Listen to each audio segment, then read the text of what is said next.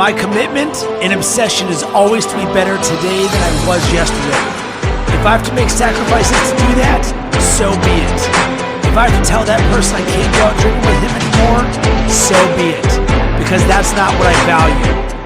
Anything or anyone that is taking me further away from my dreams has to go. I'm committed to self-development, not self-destruction. And you know, any person that is meant to be with me on the journey will choose that higher road with me. Yes, a tougher road, but it's a much more rewarding one.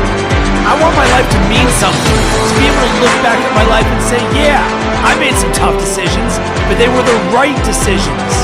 So many people don't get it. They piss their life away every weekend for what? So they can complain about their current circumstances for the rest of the week? Screw that! No chance! I'm in charge of my own life. It's all on me. I take responsibility, I take action, and I get shit done. You will never hear me complain about another person or circumstance as the reason I'm not where I want to be.